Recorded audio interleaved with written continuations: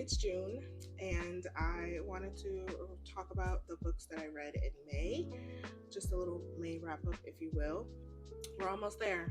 High school teachers in New York City, we're almost there, guys. We can do this. We can do what I'm telling myself more than you, but you know, we'll make it there. May, in terms of reading, was pretty good. I had one book that was like, but for the most part, I think I had some good reads in here. So I'm just gonna recap those books. I don't know if I'm gonna do like my June hopefuls in this video. Also, I might just end up saving it for like a June wrap up. Also, just because I actually don't know what I want to read, and the choices that I have, I'm gonna stick to them. I don't know. We'll see. All right. So the first book that I finished in May actually was a book that I started in April, like the end of April, but I ended up finishing it the first week of May. So I'm counting it for May. And that was Sky Full of Elephants by Sibo Campbell.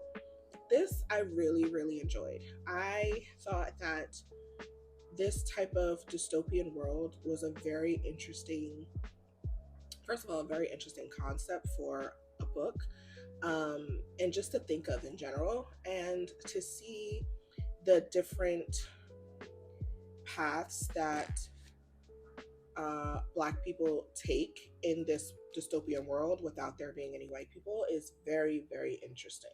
I buddy read this with a coworker of mine, and we had a blasty blast.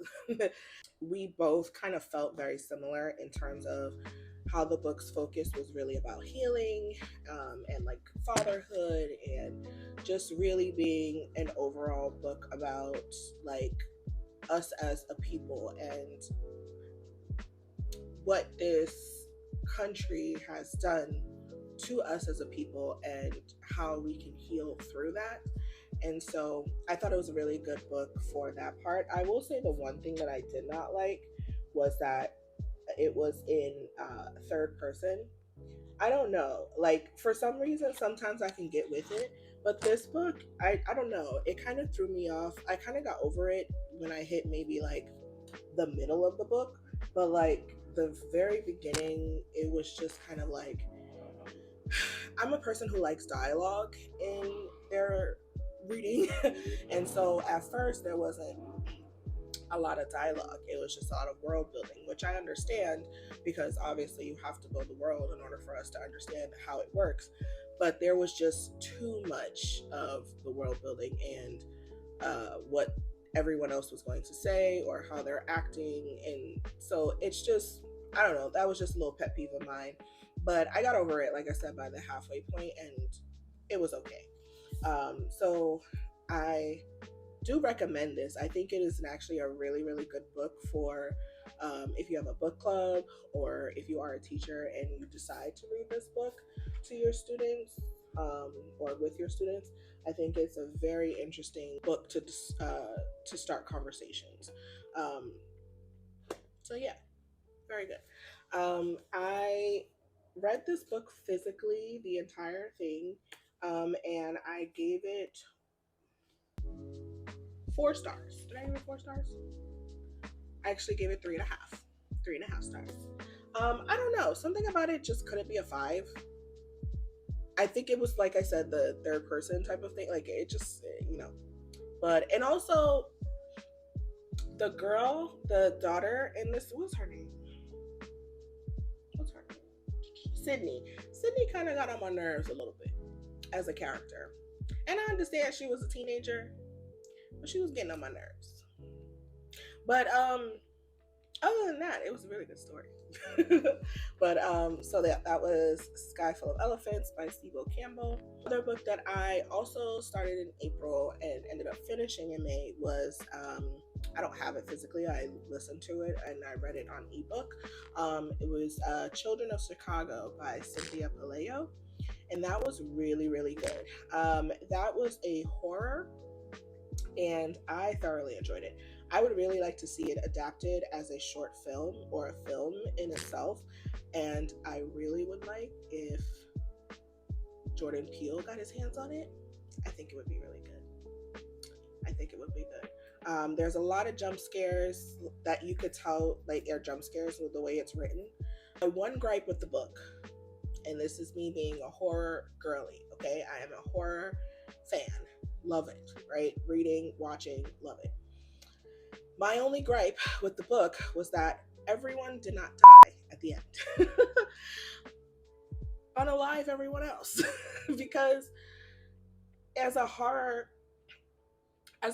fan, if you build up the world and you place these rules, right? And we know the only way for this to stop is if no one does it, right? But if this one person alive and she is going to be responsible for spreading it, clearly she's going to spread it because she doesn't want to die. So everybody must go. Doesn't that make sense? Anyway, that's what I thought. But overall, the book was really, really good. I like the way this one was written. I thought it was okay the way it was written.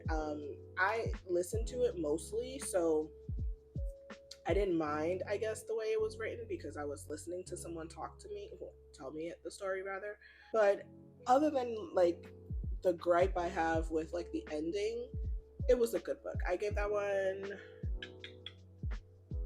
3.5 stars also.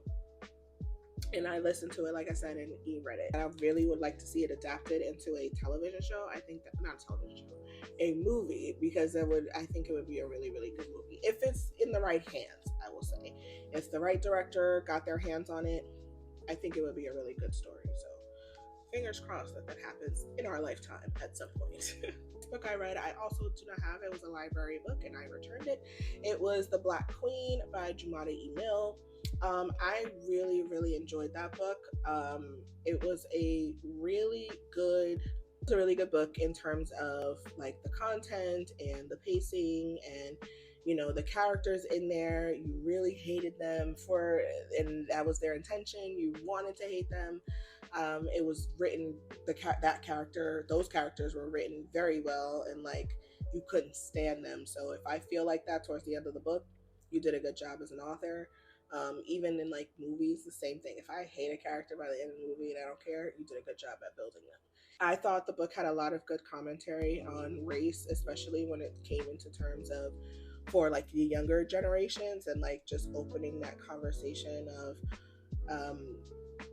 race, and if a person is displaying racist tendencies, just educating them on, or at least opening the door for them to educate themselves on, why, what they're saying or believing is wrong and how they can take steps to change that. They did a good job at like including that part in there, aside from like what the main plot of the story was. I really enjoyed that one. I listened to that. I physically read it, and I read it also as an ebook. Usually I find like if I read a book in all forms, that means I really, really liked it and I wanted to read it anytime, any place, any chance that I got. I gave The Black Queen 4.5 stars because I really enjoyed it. The book I read after that is How to Build a Fashion Icon by Laura Roach. This book I've had on my shelf for maybe a little over a year, and I'm finally happy that I read it because I've had it on my shelf for so long. This book, I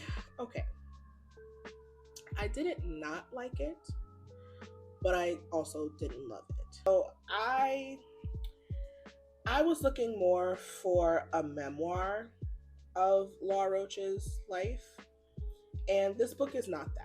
This book is just basically like a notes on confidence, how to boost your confidence, how to gain confidence, where to get confidence from, all those type of things, while talking about some client stories in which that entail confidence as well, and how like that helped him, build his career and help them build their confidence. And so while that was good to read, it's not what I wanted.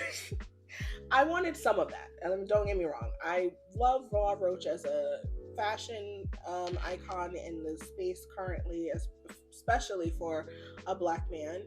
And I really wanted to hear more of his stories. I wanted to see his upbringing, and he does touch on it a little bit, but he doesn't go into depth, and that's what I wanted. I wanted him to go in depth because I wanted to hear his stories about his journey. And like I said, he mentions a couple of stories, but it's not nothing like I wanted. So for that reason, I gave this book 3 stars. I listened to this, I read it physically, and I finished it in an ebook format. I did notice at maybe like the halfway mark, I had to like push myself to finish reading it, because at that point I realized it wasn't what I wanted. And so I was just like, I don't want to DNF it. So I forced myself to finish it. But I will say, for what the book is, like Notes on Confidence, it is a good book for that. But if you're going into this like I did, thinking that this would be like a memoir of such, it's not.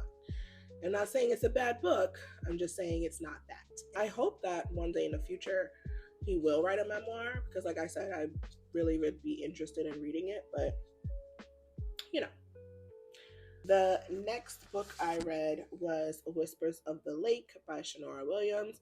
This by far was my favorite read of May. I don't know if it's because I had just read the Notes on Confidence and I was just like, it's not really what I wanted. I needed something to cheer me up. I don't know. But this right here, I'm still thinking about this book. And like, I've read 2 books already after this. Actually, yeah, like 3 books after this already. And I'm still thinking about this character. I'm still thinking about this book. I don't know what it was. This was so good. It was a Lifetime thriller. We love a little thriller, a little popcorn thriller. We love it over here. And that's what this was. The character Eve, she did a lot. She was doing a lot. She needed to do less. I don't know. But this right here, I don't know. And I'm not even explaining anything correctly. It was just a mess. It was a mess, and I was here for it. I gave this one 5 stars. No surprise. I listened to this audio and I read it physically. I couldn't put it down. I think I finished it in like 2 days. And it's not a long book at all. It's about a little under 300 pages. Literally 259. Oh no, like 259. So like, it's nothing spectacular. It's nothing out of the woodwork, right? It's not like this mind-blowing book, but it's really good for what it is. So this was my favorite read. I cannot wait to read more Shanorio. Actually, my book club pick this month for my book club at work, we're reading The Perfect Ruin by Shanora Williams. I can't wait. I want the girls to see the messiness that Shanora will be writing. Because this girl right here, crazy. 5 stars. I highly recommend. It is literally like a Lifetime thriller. And the ending, I was like, what the heck? But it was a mess, and I loved every minute of the mess. And I can't wait to get more into The Perfect Ruin. Can't wait to hear the girlies at the club talk about it. I'm so excited to hear their thoughts. And then the last book I read in May was my book club pick, which was King of Ashes by S.A. Cosby. This was my first S.A. Cosby read, and I don't know. Like, I had to sit on a rating for this book for so long because I was not sure exactly what to rate it. I don't know. And I'm still, even with my rating that I gave it, I'm still kind of like, I don't know. So the book was very entertaining. Let's start off there, okay? Very entertaining. The characters, very interesting characters. Me and my book club had a lot to say about these characters, honey, because what kind of choices are we making? And this book is all about choices, like literally your choices. And child, that family, they didn't make good choices. They really did not. and starting from the parents down to the kids. Didn't make good choices, but it made for an entertaining read. For me, it felt like watching an episode of Power. Well, several episodes of Power. And it just, I don't know. I don't know. This, like I said, is my first S.A. Cosby book, and I was watching a video by Robin's Reading Nest. I think I was watching one of her videos, and I think she has her top 5 S.A. Cosby books or something like that. And I believe King of Ashes was either, if it was not number 2, it was number 1. And a lot of the comments were saying like King of Ashes was their favorite one. And this is where at least I started. So I'm curious to see if my feelings are the same, right? I have All the Sinners Bleed by him also. I haven't read it yet, but I'm interested to see if I like that one more, how I rank it. So I'm gonna eventually get to it, but for now, for me, this stays at a 3.5. And I physically read this, and I read it via an ebook a little bit, but for the most part, I read it physically with the actual book. I like to read my book club picks like physically. I don't know why. I just feel like I pay more attention to it, and I want to do that. So that was King of Ashes by S.A. Cosby. So those were the books that I read in May. Like I said, I have quite a few books that I want to read in June. I have a list currently. I finished 2 books that I started at late May, and so I'm not gonna count that here because I finished it actually in June. Chester's getting the bugs. I thought it was like a bird flying around here somewhere. I don't know. These are all the books that I read, and I can't wait to hear what you've read. If you've read anything interesting or you've read these books, let me know in the comments below. I would love to hear your thoughts on them. If you've made it to this part of the video, please leave this emoji here just so that I know you made it to the end. Don't forget to like on your way out and subscribe if you are new. I would love to have you here in my little corner of the internet. So yeah, I will see you all